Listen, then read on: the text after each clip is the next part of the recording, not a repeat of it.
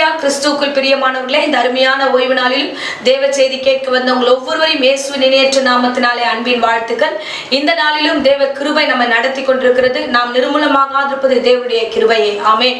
கர்த்தர் வார்த்தைகளை கொடுக்கிறார், அனுதினமும் நம்மை நடத்தி கொண்டிருக்கிறார். பாருங்க, ஒவ்வொரு வாரமும் தேவ பிரசன்னத்தினாலும் தேவனுடைய வார்த்தையினாலும் நீங்கள் நிரப்பப்படுவதற்காக நான் தேவாதி தேவனுக்கு நன்றி செலுத்துகிறேன். இந்த நாளிலும் தேவ வசனத்துக்கு நேராக போவதற்கு முன்பதாக கண்களை மூடி நாம் ஜெபிப்போம்.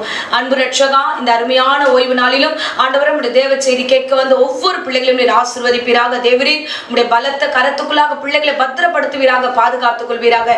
எல்லா நாச மோசங்களுக்கு விலக்கி காத்தருளுங்க. இந்த நாள்ல இந்த பிரசங்கத்தை கேட்கும்படியா ஆண்டவரே சூழ்நிலைகளை வாய்க்க பண்ணுங்க, ஆசீர்வதிங்க. இந்த சத்தியத்தை இந்த பிள்ளைகளை அறிந்து கொள்ளட்டும். ஆண்டவரே, இந்த சத்தியத்தின்படி நீர் விடுதலையாக்கி வழி நடத்தும். தொடர்ந்து காத்துக்கொள்ளும், எங்களை வழி நடத்தும். இயேசுவின் நாமத்திலே ஜெபிக்கிறோம் நல்ல பிதாவே. ஆமென். ஆமென். ஹல்லேலூயா, ஹல்லேலூயா. கர்த்தர் நல்லவர். இந்த நாளிலும் வேத வசனத்துக்கு நேராக நம்முடைய கவனத்தை திருப்புவோம். யோவான் 6ஆம் அதிகாரம் 65வது வசனம் 66வது வசனத்தை நாம் வாசிப்போம். யோவான் 6ஆம் அதிகாரம் 65, 66 வசனங்களை வாசிப்போம். ஒருவனின் பிதாவின் அருளை பெறாவிட்டால் என்னிடத்திற்கு வரமாட்டான் என்று இது நிமித்தமே உங்களுக்கு சொன்னேன் என்றார். அது முதல் அவருடைய சீஷரில் அநேகர் அவருடன் கூட நடவாமல் பின்வாங்கி போனார்கள். ஆமென். ஹல்லேலூயா, ஹல்லேலூயா. இந்த நாட்களிலே இந்த வேத வசனத்தை இன்றைக்கு நாம் அறிந்து கொள்ளும்படியாக கர்த்தர் நமக்கு கிருபை கொடுத்திருக்கிறார். ஏன்னா இந்த இடத்துல இயேசு கிறிஸ்துவும் அவருடைய சீஷர்களோடு கூட சில காரியங்களை பேசிக் கொண்டிருக்கிறார். அநேகர் சீஷர்களாய் மாறிக்கொண்டிருக்கிற காலகட்டம். அப்பொழுது கர்த்தர் நிறைய காரியங்களை அவரோடு கூட பேசிக்கிட்டே இருக்கும்போது சில பேர் என்ன நினைக்கிறாங்க அப்படின்னா, இது ரொம்ப கடினமான உபதேசமா இருக்கு, இதுல நம்ம எப்படி டிராவல் பண்ண முடியும் என்று யோசிக்க ஆரம்பித்துட்டாங்க. வசனத்துல வாசிச்சோம் என்றால் யோவான் 6ஆம் அதிகாரத்துல 60வது வசனத்துல இவ்விதமாய் வசனம் சொல்லுகிறது. அவருடைய சீஷரில் அநேகர் இவைகளை கேட்ட பொழுது இது கடினமான உபதேசம், யார் இதை கேட்பார்கள் என்றார்கள். ஆமென். பாருங்க, வசனத்துல ரொம்ப திட்டமாய் சொல்லப்படுகிறது. இயேசு கிறிஸ்து சொல்லுகிற உபதேசங்கள் அது கடினமா இருக்கிறது என்று சீஷர்களாய் சேர வந்தவர்கள், நான் ஆண்டவருக்காக வாழுகிறேன், ஆண்டவருக்காக ஓடுகிறேன், ஆண்டவருக்காகவே நான் நிற்பேன் என்று வந்த சீஷர்கள் இது கடினமான உபதேசமா இருக்க, இயேசு சொல்வதெல்லாம் நம்மளால செய்ய முடியாது, எப்படி நான் இந்த காரியத்தை நான் எப்படி செய்ய முடியும்? சோ வீட்டை விட்டு வா என்று சொல்லுகிறார், இல்ல பரிசுத்தமாய் வாழணும்னு சொல்லுகிறார், இன்னும் நேர்த்தியாய் வாழணும்னு சொல்லுகிறாரு. சில காரியங்கள் அவர் சொல்லுவது எனக்கு கடினமா இருக்கிறது என்று சொல்லி அநேகர் அவரை விட்டு கடந்து சென்றார்கள். அல்லேலூயா. அதுக்கு தான் முதல்ல இயேசு கிறிஸ்து சொல்கிறார், என் பிதா அருளப்பட்டால் வழியே யாரும் என் பின்னாடி வர முடியாது என்பதை அவர் திட்டமாய் சொல்லுகிறார். இன்றைக்கு நாம எப்படி இருக்கோம்? இதுதான் தேவ பிரசங்கம் இன்னைக்கு நம்மளோடு கூட பேசுகிறார். பாருங்க, இன்றைக்கு நாம எப்படி இருக்கிறோம்? அநேகர் வசனம் சொல்கிறது 66ல வாசிச்சோம், அநேகர் அவரோடு கூட நடவாமல் பின்வாங்கி போனார்கள். அநேகர் கிறிஸ்துவை பின்பற்றி வந்தவர்கள் தான் அவர்கள் அப்படியே திரும்பி போகிறார்கள். எதுக்கு போகிறார்கள்? கடினமான உபதேசம், என் தேவனால பின்னாடி என்னால போக முடியாது என்பதை அவர்கள் சொல்லுகிறார்கள். ஏன் கடினமான உபதேசம்? ஏன் இந்த அவர்கள் விட்டு செல்லுகிறார்கள் என்றால், எதிர்பார்த்த காரியம் நடக்காத பொழுது, எதிர்பார்த்த சூழ்நிலைகள், சில கிரியைகள் அவங்க வீடுகளில் ஆத்துமாக்குள்ள நடக்காத பொழுது, சிலர் அவர்கள் விரும்பின காரியம் நடக்காத பொழுது இந்த விதமான காரியம் நம்ம பார்க்கிறோம். இந்த காலகட்டத்திலே அநேக இடங்களை நம்ம பார்க்கிறோம். சோ விசுவாசத்தோட நிறைய பேர் சர்ச்சுக்கு வருவாங்க. நிறைய பேர் இயேசு எனக்கு நான் ரொம்ப பிடிக்கும், இயேசுவை நோக்கி நான் வருகிறேன், ஆண்டவர் என்னை நடத்துவார் என்று விசுவாசத்தோடு வருகிறாங்க. முதல் அற்புதத்தை பெற்றுக் கொள்கிறார்கள். அடுத்த அற்புதங்களுக்கு நேராக அவங்க எதிர்பார்க்கிறது நடக்கலன்னு போது அவர்கள் பெற்றுக்கொண்ட முதல் காரியத்திலே, பெற்றுக்கொண்ட அந்த ரட்சிப்பின் முதல் படிக்கட்டிலே நின்றுட்டு யோசிக்கிறாங்க, இல்ல இதுக்கப்புறம் தொடர்ந்து போக முடியாது, வயசான காலத்துக்கு அப்புறம் போய்க்கலாம், இப்ப வேண்டாம்னு சொல்லிட்டு அநேகர் பின்மாற்றமாய் போவதை அநேக காலங்களை நம்ம அறிந்திருக்கிறோம். அல்லேலூயா. சோ இவ்விதமாக பின்மாற்றமாய் போவதற்கு சில காரியங்கள் நேருவதை பார்த்து இயேசு கிறிஸ்து ரொம்ப வேதனையோடு கூட இருக்கிற அந்த 12 சீஷர்களை பார்த்து அவர் கேட்கிறார். என்ன கேட்கிறார் என்றால், வாசிப்போம் 67வது வசனத்தை நாம் வாசிப்போம். அப்பொழுது இயேசு 12 நோக்கி, நீங்களும் போய்விட மனதா இருக்கிறீர்களோ என்றார். பாருங்க, எவ்வளவு வேதனையோடு கர்த்தர் கேட்கிறார், நீங்களும் போய்விட மனதா இருக்கிறீர்களோ? ஆமென். அல்லேலூயா. அன்பு பிள்ளையே, கர்த்தரிடத்துல எந்த சூழ்நிலை ஆனாலும் சரி, பொறுமையாய் காத்திருங்க. நிச்சயமாய் கர்த்தர் நிறைவேற்ற வல்லவராய் இருக்கிறார். இந்த நாட்களில் நீங்கள் நினைத்த காரியம் நிறைவேறாதது போல காணப்படலாம், ஆனா அதற்கு பின்பதாக பெரிய காரியம் இருக்கு. பெரிய காரியத்துல கர்த்தர் உங்களை நடத்துவார். அதற்காக சில வேலைகளில் அமைதியா இருப்பது உண்டு. ஆனா அதனால நம்ம கிறிஸ்துவை விட்டு விட்டுட்டு கடந்து போக கூடாது. பாருங்க, கூட வந்தாங்க, அநேகர் வந்தாங்க. நான் கர்த்தருக்காக வரேன், கர்த்தருக்காக ஊழியம் செய்றேன், இயேசுக்காக நான் உயிரோடு வாழ்ந்து பெரிய காரியங்களை செய்வேன் என்று சொல்லி வந்தவர்கள் இன்றைக்கு அந்த சீஷர்கள் தான் பின்னிட்டு போகிறார்கள். ஹல்லேலூயா. அன்பு பிள்ளையே, நாம் அந்த விதமாய் பின்னிட்டு போகாதபடிக்கு நாம் கர்த்தருக்குள்ளாக கடந்து செல்வோம். பாருங்க, ஆண்டவர் இயேசு இந்த வேளையில வேதனையோடு கேட்கிறார், நீங்களும் போய்விட மனதா இருக்கிறீர்களோ? ஹல்லேலூயா. ஒருவேளை நீங்கள் நினைத்த காரியம் நடைபெறலனா, இந்த பிரசங்கத்தை ஒருவேளை நீங்க கேட்டுக்கிட்டு இருந்தீங்கன்னா பொறுமையா இருங்க. நிச்சயமாய் கர்த்தர் உங்களோடு கூட இருந்து வழி நடத்துவார். பாருங்க, இப்ப கேட்ட பொழுது உடனே பேதுரு இவ்விதமாய் சொல்லுகிறார். 68வது வசனத்துல, சீமோன் பேதுரு அவருக்கு பிரதியுத்தரமாக, ஆண்டவரே, யாரிடத்தில் போவோம்? நித்திய ஜீவ வசனங்கள் உம்மிடத்தில் உண்டே. ஹல்லேலூயா. சோ பேதுரு இவ்விதமாய் சொல்லுகிறார், ஆண்டவரே, ஜீவ வசனம் உம்மிடத்தில் இருக்கே, நான் எப்படி ஆண்டவரே போவேன் அப்படின்ட்டு அவர் சொல்லுகிறார். ஆனா இது சொல்லிய பேதுரு கூட ஒரு சூழ்நிலையில என்ன ஆகுது அப்படின்னா, இயேசு கிறிஸ்துவை வந்து சிலுவைக்கு ஒப்பு கொடுக்க அவரை கொண்டு போகும் பொழுது பேதுருவை பிடிப்பார்கள். பேதுரு பிடிக்கும் போது பேதுரு சொல்லுவார், என்ன சொல்லுவார்னா, அங்க இருக்கிறவங்க எல்லாம் கேட்கிறாங்க, நீ இயேசுவோடு கூட இருந்தவன் தானே? உடனே பேதுரு சொல்லுகிற வார்த்தை என்னன்னா, எனக்கு அவர் யாருன்னே தெரியாது என்று சொல்லுவார். லூக்கால விதமாய் வாசிக்கிறோம். 22ஆம் அதிகாரத்துல 54 இருந்து தொடர்ந்து வாசிச்சோம் என்றால் அங்கே ஒரு வசனம் சொல்லப்படுகிறது, அவர் யாருன்னு எனக்கு தெரியாது, எனக்கு அவர் நான் பார்த்தது கிடையாது, சத்தியம் என்றான், சபிக்க தொடங்குகிறான் என்று வேதத்துல விதமாய் வாசிக்கிறோம். ஹல்லேலூயா. சோ இந்த நாட்களில என்ன காரியம் ஆகிறது, நான் நல்லா இருந்தா மட்டும்தான் இயேசுவை பின்பற்ற முடியும், நான் விரும்பின காரியம் நடந்தா மட்டும்தான் இயேசு பின்பற்ற முடியும், எனக்கு விருப்பம் இல்லாத காரியம், எனக்கு நெருக்கமான காரியம், எனக்கு பிரச்சனை வருகிற காரியமா இருந்தா நான் இயேசுவை பின்பற்ற மாட்டேன் என்று விட்டு ஓடுகிறவர்கள் நிறைய பேர் உண்டு. ஹல்லேலூயா. அதே போலதான் பேதுரு அந்த இடத்துல சொல்லுகிறார், ஆண்டவரே, ஜீவவசனம் இடத்துல இருக்கே, நான் எப்படி போவேன்னு கேட்ட அதே பேதுருவே இந்த இடத்துல என்ன ஆகுறாருன்னா, இயேசு கிறிஸ்துவை சபிக்கிறார். இயேசு கிறிஸ்து எனக்கு தெரியாதுன்னு சொல்லுகிறார். ஹல்லேலூயா. அன்பு பிள்ளையே, இந்த நிலைமை நமக்கு வேணாம். ஆனா இந்த இடத்துல பேதுரு கடைசியில மனம் மாறுகிறார். அவர் மனம் வருந்தி, ஆண்டவரே, நான் பண்ணது தப்பு, ஏன்னா இயேசு கிறிஸ்து ஏற்கனவே சொல்லியிருப்பார், நீ 3 முறை என்னை மறுதலிப்பா என்று. ஆகையால மறுபடியும் அவன் மனம் கசந்து, ஐயோ, ஆண்டவர் சொன்னது நடந்துருச்சே அப்படின்னு மனம் கசந்து அவன் திரும்ப வருகிறான். ஹல்லேலூயா. அன்பு பிள்ளைகளே, இந்த வேளையில நாம எங்க நிக்கிறோம், எந்த சூழ்நிலை இருக்கிறோம், கர்த்தரை நோக்கி தான் ஓடிக்கொண்டிருக்கோமா, ஆண்டவருக்கு பின்னதாக தான் நிற்கிறோமா, இல்ல மனுஷருக்கு பின்பதாக ஓடுகிறோமா? நாம இதை ரொம்ப தெளிவா இந்த நாட்களில் நாம் அறிந்து கொள்ள வேண்டும். இது உபத்திரவ காலம், கடைசி நாட்களில் நம்ம கடந்து வருகிறோம். நாம் நினைக்காத சில விஷயங்கள் எல்லாம் நடந்து கொண்டிருக்கிறது. நீங்கள் கர்த்தரை நோக்கி வாருங்க. பாருங்க, இஸ்ரவேல் ஜனங்கள் இவ்விதமாய் கர்த்தரை விட்டு பின்வாங்கி போகிற ஒரு சூழ்நிலை வருகிறது.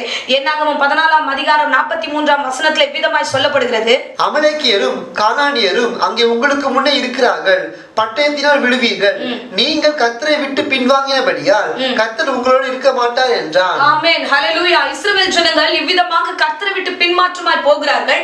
போகும்பொழுது ஆண்டவர் இந்த இடத்துல ரொம்ப திட்டமாய் சொல்லுகிறார், என்னன்னா, உங்களுக்கு எதிரடியாய் பிசாசான கிரியைகள் நிறைய காரியங்கள் இருக்கு, நிறைய ஜனங்கள் இருக்காங்க, உங்களை வீழ்த்துவதற்காக, உங்களை வெட்டுவதற்காக, உங்களை கீழே தள்ளுவதற்காக, உங்களை பாவத்துக்கு நேரா நடத்துவதற்காக நிறைய பேர் காத்துட்டு இருக்காங்க. நீங்க கர்த்தரை விட்டு போனதுனால நீங்கள் விழுந்து போவீர்கள் என்று ஒரு எச்சரிப்பின் சத்தத்தை இந்த வேளையில கொடுக்கிறார். ஹல்லேலூயா. நாம பின்மாற்றமாய் போகும்பொழுது ஒரு காரியத்தை அறிந்து கொள்ள வேண்டும். இந்த உலகத்தின் காரியங்கள் மோசமான சூழ்நிலையில் இருக்கிறது. பிசாசானவன் கர்ஜிக்கிற சிங்கம் போல எவனை விழுங்கலாமோ என்று சுற்றி கொண்டிருக்கிறான். ஒரே ஒரு நிமிஷம் நீங்கள் விட்டு கர்த்தரை விட்டு வெளியே போகும்போது, சபையை விட்டு வெளியே போகும்போது, தேவனை விட்டு வெளியே போகும்போது நீங்கள் தேவையில்லாத காரியங்களை மாற்றிக் கொள்வீர்கள். ஹல்லேலூயா. சோ நீங்கள் ஒரு விஷயத்தை திட்டமாய் தெரிந்து கொள்ள வேண்டும், கர்த்தரோடு கூட இருந்தால் கர்த்தர் உங்களோடு இருப்பார். ஆமென். ஹல்லேலூயா. நம்முடைய ராஜா ரொம்ப இரக்கம் உள்ளவர், கர்த்தர் மிகவும் மனதுருக்கம் உள்ளவர். பாருங்க, இவ்விதமான வார்த்தை சொன்னாலும் அவர் இறங்கி வருகிறார். அவர் இறங்கி வந்து நம்மளோடு கூட பேசுகிறார். 1 சாமுவேல் 12ஆம் அதிகாரம் 20வது வசனத்துல இவ்விதமாய் சொல்லுகிறார். வாசிப்போம். அப்பொழுது சாமுவேல் ஜனங்களை நோக்கி, பயப்படாதீங்கள், நீங்கள் இந்த பொல்லாப்பை எல்லாம் செய்தீர்கள், ஆகிலும் கர்த்தரை விட்டு பின்வாங்காமல் கர்த்தரை உங்கள் முழு இருதயத்தோடு சேவியுங்கள். ஆமென். ஹல்லேலூயா. பாருங்க, நீங்க பயப்படாதீர்கள். ஒருவேளை நம்ம எங்க பயந்துருவோமோ, சோ ஆண்டவர் கொடுக்கிற வார்த்தைகளா வித்தியாசமா இருக்கிறது. சோ நீங்க வந்து கர்த்தரோடு இருந்தா உங்களோடு இருப்பார், பேசிக்கொண்டே இருந்து வந்த ஆண்டவர் இந்த வேளையில சொல்லுகிறார், இஸ்ரவேல் ஜனங்க இப்படி எல்லாம் கடந்து வராங்களேன்ட்டு. ஆனாலும் கர்த்தர் சொல்றாரு, நீ பின்வாங்கி போகாதபடிக்கு முழு இருதயத்தோடு கர்த்தரை நீ சேவித்தபடினால கர்த்தர் உங்களோடு இருப்பார். ஆமென். ஒருவேளை பின்மாற்றமாய் போகும்போதுதான் அமலேக்கியர்கள் காத்திருக்கிறார்கள், பிரச்சனைகள் காத்திருக்கிறது. ஆனா நீ பின்வாங்கி போகாமல் கர்த்தரை முழு இருதயத்தோடு மறுபடியும் தேடி வருவீர்கள் என்றால் நிச்சயமாய் கர்த்தர் உங்களை நடத்துவார். அதுதான் அவர் சொல்லுகிறார், நீங்க முன்னதாக எப்படி இருந்தீங்கன்னா பொல்லாப்பை செய்தீர்கள், முதல்ல விட்டு போக ஏதுவான மனது இருந்தது. ஒருவேளை அந்த பிரசங்கத்தை கேட்பதற்கு முன்பதாக உங்களுக்கு ஒரு யோசனை இருக்கும், என்ன ஆண்டவர் நமக்கு எதுவுமே செய்யலையே, நம்ம ஏன் இதை பின்பற்றணும், நம்ம ஏன் இப்படி வரணும், நம்ம ஏன் இந்த பிரசங்கத்தை கேட்கணும், எதுக்காக நம்ம இந்த காரியத்தை நம்ம நம்ம பார்க்கணும்னு சொல்லிட்டு ஒருவேளை நீங்க யோசிச்சுட்டீங்கன்னா இன்னைக்கு கர்த்தர் உங்களோடு பேசுகிறார். இல்ல, அந்த பொல்லாத காரியத்தை செய்யாதீங்க, கர்த்தரோடு பின்தொடர்ந்து வாங்க, அவரை விட்டு போகாதீங்க, அவர் உங்களோடு இருப்பார். கர்த்தரை எப்படி எடுத்திருக்கார் தெரியுமா? தம்முடைய ஜனமாக உங்களை எடுத்திருக்கிறார். தொடர்ந்து வாசிச்சோம் என்றால் வசனத்துல வாசிக்கிறோம், விலகி போகாதிருங்கள், கர்த்தர் உங்களுக்காக பெரிய காரியங்களை செய்வார். அந்த 21வது வசனத்துல விதமாய் சொல்லுகிறது, விலகி போகாதிருங்கள், மற்றபடி பிரயோஜனமற்றதை ரட்சிக்க கூடாது இருக்கிறதெல்லாம் நோக்கி போகாதீங்க, கர்த்தரை நோக்கி தொடர்ந்து வாங்க. கர்த்தரை நோக்கி நீங்கள் வரும்போது நீங்கள் சொந்த ஜனமாய் இருப்பீர்கள். ஆமென், அல்லேலூயா. சங்கீதத்திலே விதமாய் வசனம் சொல்லுகிறது 44:19, எங்கள் இருதயம் பின்வாங்கவும் இல்லை, எங்கள் காலடி உம்முடைய பாதையை விட்டு விலகவும் இல்லை. ஆமென், அல்லேலூயா. சோ இவ்விதமாக தேவனை நோக்கி பின்வாங்காதபடிக்கு நாம் முன்னேறி செல்வோம். ஆமென், அல்லேலூயா. எந்த சூழ்நிலையிலும் நம்ம எந்த காரியமானாலும் எதிரடையாய் வருகிற எந்த விஷயமானாலும் கர்த்தரை விட்டு போகாதீங்க. பிரச்சனைகள் என்னவானாலும் கர்த்தரை விட்டு போகாதீங்க, நீங்க முன்னேறி செல்லுங்க. பாருங்க, ஆரம்பத்துல இயேசு கிறிஸ்து சொன்னாரே, சோ நீங்க என்னை விட்டு பிரிஞ்சு போயிடுவீங்களா, என்னை விட்டு விலகி போயிடுவீங்களா, சோ நீங்களும் பின்மாற்றமாய் போய்விடுவீங்களோ, என்னை விட்டு கடந்து போவீங்களோ என்று பல விதமான காரியங்களை இந்த வார்த்தைகளை எடுத்துக்கொள்ளலாம். அவர் வேதனையோடு சொன்ன அந்த வார்த்தைகளை சொல்லுகிறேன் பாருங்க. அப்பொழுது பேதுரு சொன்னானே, ஆண்டவரே நான் எப்படி போவேன் என்று சொல்லி அந்த இடத்துல அவன் நின்ற காரியத்தை ஒப்பு கொடுக்கிறோம். கடைசியாக பேதுரு வந்தார். அதே சீஷர்கள் கூடவே இருந்த யூதாஸ் இந்த வேளையில் நம்ம பார்க்கிறோம். யூதாஸ் பின்மாற்றமாய் போனான், அவன் திரும்பி வரவே இல்லை. அல்லேலூயா. அன்பு பிள்ளையே, இந்த வேளையில கர்த்தர் உங்களோடு கூட பேசுகிறார். நீங்க கர்த்தரோடு இருந்தால் கர்த்தர் உங்களோடு இருப்பார். கர்த்தரோடு கூட நீங்க பயணித்தீங்கன்னா நிச்சயமா நீ போகிற இடமெல்லாம் கர்த்தர் உங்களை ஆசீர்வாதத்தை நடத்துவார். சோ இவ்விதமாக 2 ராஜாக்கள் 18ஆம் அதிகாரம் 6-7 வசனத்திலே விதமாய் வாசிக்கிறோம். அவன் கர்த்தரை விட்டு பின்வாங்காமல் அவரை சார்ந்திருந்து கர்த்தர் மோசேக்கு கற்பித்த அவருடைய கற்பனைகளை கைக்கொண்டு நடந்தான். ஆகையால் கர்த்தர் அவனோடு இருந்தார். அவன் போகிற இடம் எங்கும் அவனுக்கு அனுகூலமாயிற்று. அவன் அசிரிய ராஜாவை சேவிக்காமல் அவன் அதிகாரத்தை தள்ளிவிட்டான். ஆமென், அல்லேலூயா. எசேக்கியா ராஜா குறித்து விதமாய் சொல்லப்பட்டிருக்கு. அவன் பின்வாங்காதபடிக்கு கர்த்தரை முன்னோக்கி அவர் கடந்து வந்தபடினால ஆகையால் கர்த்தர் அவனோடு இருந்தார். அவன் போகிற இடம் எங்கும் அவனோடு கூட இருந்து எல்லா காரியத்தையும் அனுகூலமாக்கினார். ஆமென், அல்லேலூயா. சோ நீங்கள் கர்த்தரை விட்டு பின்வாங்காமல் இருந்தீங்கன்னா, கர்த்தரையே சேவித்தீங்கன்னா, முழு இருதயத்தோடு கர்த்தரை பார்த்தீங்கன்னா, இன்றைக்கு கர்த்தர் உங்களுக்கு ஒரு வசனம் கொடுக்கிறார், இன்னைக்கு ஒரு வார்த்தை கொடுக்கிறார், தீர்க்கதரிசனமாய் வார்த்தை வருகிறது. நீங்கள் செய்யும் காரியங்கள் எல்லாவற்றையும் கர்த்தர் அனுகூலமாற்றுவார். ஆமென், அல்லேலூயா. அனுகூலமான சூழ்நிலைகள் உங்களுக்கு உண்டாகும், எல்லாமே ஆசீர்வாதமாக உண்டாகும். கர்த்தர் இவ்விதமாய் உங்களை ஆசீர்வதித்துவாய் நடத்துவார். அல்லேலூயா. இம்மட்டும் காத்த தெய்வம் உங்களை வழிநடத்த வல்லவராய் இருக்கிறார். ஆமென். ஆகையால இன்றைய சத்தியம், இயேசு உங்களை பார்த்து கேட்கிற வார்த்தையின்படியாக, சோ நீங்களும் போய்விட மனதாய் இருக்கிறீர்களா என்று ஏன் கேட்டார், எதற்காக கேட்டார்? சோ நாம யோசிக்கிற யோசனை அவர் அறிந்திருக்கிறார். பின்மாற்றமாய் போயிடாதீங்க, விட்டு விலகிடாதீங்க, நிர்விசாரமாய் இருந்தாதீங்க, கர்த்தரை நோக்கி வாங்க. உங்கள் காரியம் அனுகூலமாகணும்னா கர்த்தர் ஒருவர் தான் வழி. அவரை நோக்கி வாங்க, அவரை பயணித்து அவர் பின்தொடருங்க. அப்போது நிச்சயமாய் ஆசீர்வாதத்தை பெற்றுக்கொள்வீர்கள். அவர் எப்பொழுதும் உங்களை விட்டு விலக மாட்டார். அதான் வேதம் சொல்லுகிறதே, நான் உன்னை விட்டு விலகுவதில்லை, உன்னை என்றும் கைவிடுவது என்று. எத்தனையோ சூழ்நிலையில நாம் அவரை விட்டு விலகி ஓடி போயிடுறோம். ஆனா அவர் ஒரு காலம் நம்ம விட்டு போக மாட்டார். நீ எப்போது திரும்பி வருவீர்கள் என்று அவர் உங்களுக்காக காத்திருக்கிறார். ஆகையால நீங்கள் வசனத்துக்கு ஏற்றார் போல உங்களுடைய வாழ்க்கையை ஒப்பு கொடுங்க. வசனத்துக்கு ஏற்றார் போல உங்களுடைய எதிர்காலத்தை அர்ப்பணிங்க. கர்த்தரை நோக்கி பாருங்க. இப்பொழுது பார்த்தா இது ஒருவேளை கடினமா இருக்கலாம் உபதேசங்கள், ஆனா இதுல நிலைச்சிருந்தீங்கன்னா பூர்ண ஆசீர்வாதத்தை பெற்றுக்கொள்வீர்கள். ஆமென். கர்த்தரை நோக்கி பார்க்கிற முகங்கள் வெட்கப்பட்டு போனதில்லை. ஆண்டவர் ஆசீர்வாதத்தை உங்களை சாட்சியா நடத்துவார். இப்பொழுதும் அடியேன் உங்களுக்காக ஜெபிக்கிறேன். இருந்த இடங்களே கண்களை மூடி நாம் ஜெபிப்போம். அன்பு ரட்சகா, இந்த அருமையான வேலைக்காக ஸ்தோத்திரம் ஆண்டவரே. அப்பா உமக்கு ஸ்தோத்திரம் ஆண்டவரே. ரட்சகா உமக்கு நன்றி அப்பா. எந்த சூழ்நிலையிலும் உம்மை விட்டு விலகாத மனதை ஒவ்வொருவருக்கும் கட்டளையிடுவீராக. இந்த யூடியூப் மூலமா பார்த்து கொண்டிருக்கிற அருமையான பிள்ளைகள் ஒருவேளை வேற ஏதாவது யோசித்துக் கொண்டு இந்த வாழ்க்கையை விட்டு கடந்து போக வேண்டும் என்று யோசித்தால் அவருடைய சூழ்நிலைகளை நீர் வேலி அடைப்பீராக. ஆண்டவரே அப்பா உமக்கு ஸ்தோத்திரம். ஜீவனுள்ள வார்த்தையும் வசனமும் உம்மிடத்துல உண்டே ராஜா.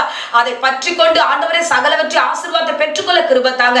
தடைகளை உண்டு பண்ணுகிற சாத்தானை இயேசுவின் நாமத்திலே சபித்து கட்டுகிறேன் கர்த்தாவே. நிச்சயமாகவே ஆண்டவரே இந்த பிள்ளைகளுக்கு ஆண்டவரே நீர் ஆசீர்வாதத்தை வைத்திருக்கிறீர். ஆண்டவரே இந்த பிள்ளைகளை ஆசீர்வதித்து தொடர்ந்து வழிநடத்தும் காத்துக்கொள்ளும். இந்த ஓய்வு நாளில் உம்மை நோக்கி பார்த்து இந்த பிள்ளைகளுக்கு சகல காரியம் அனுகூலம் ஆகும் என்று சொன்னீரே. நீ போகிற காரியம் எல்லாம் அனுகூலம் ஆகும் என்று சொன்னீரே. அவ்விதமாய் ஆண்டவரை அனுகூலமாக்கி ஆசீர்வதியும். தொடர்ந்து காத்துக்கொள்ளும் வழிநடத்தும். இயேசுவின் நாமத்திலே ஜெபித்து ஒப்புக் கொடுக்கிறேன் நல்ல பிதாவே. ஆமென். ஆமென். Praise the Lord. God bless you.